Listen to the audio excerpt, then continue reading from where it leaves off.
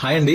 100 సంవత్సరాలు ఖచ్చితంగా బతకాలంటే ఏం చేయాలో చెప్తాను ఈ వీడియోలో, జాగ్రత్తగా చూడండి. ఫస్ట్ మీరు మెంతులు ఉంటాయి కదా, ఆ మెంతుల్ని కొంచెం ఆయిల్లో వేయించిన తర్వాత దాంట్లో కొంచెం గీ వేసి తర్వాత కొంచెం ఇంజిన్ ఆయిల్ వేసి ఇంజిన్ ఆయిల్ తో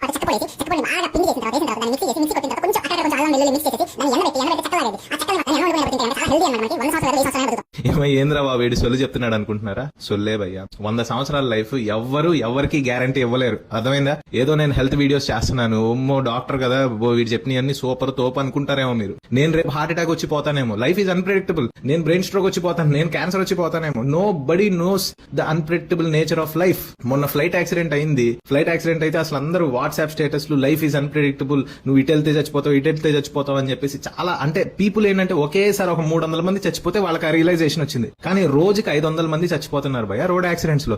ఆ ఫ్లైట్ యాక్సిడెంట్ అయినప్పటి నుంచి ఇప్పుడు దాకా ఆల్మోస్ట్ ఒక 100 ఫ్లైట్ యాక్సిడెంట్లు అయినంత మంది చచ్చిపోయారు.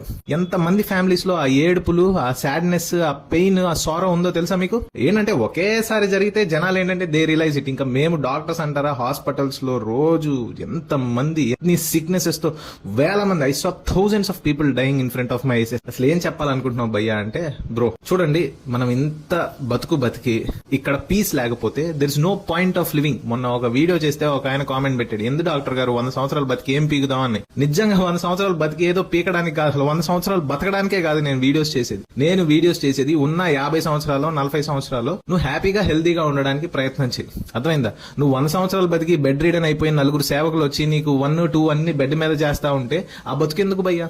ఉన్న కొన్నాళ్ళు హ్యాపీగా ఉండాలి, ఫిట్ గా ఉండాలి, హెల్దీగా ఉండాలి.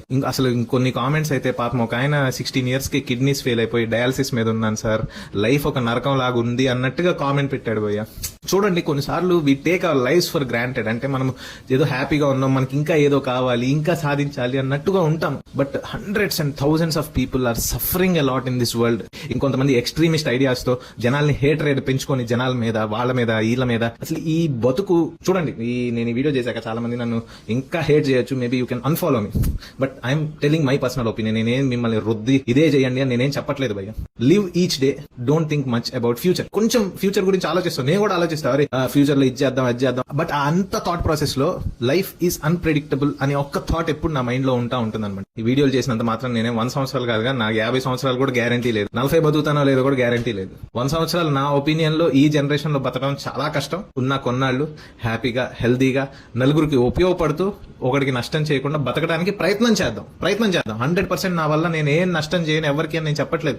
మేబీ నా వల్ల నష్టపోయిన వాళ్ళు ఉంటారు, బట్ తెలిసి వాడికి నష్టం చేద్దాం అన్న ఉద్దేశంతో మాత్రం చేయకుండా ట్రై చేస్తా. I will do my best. Let's keep such principles. Have a great weekend భయ్యా. Thank you.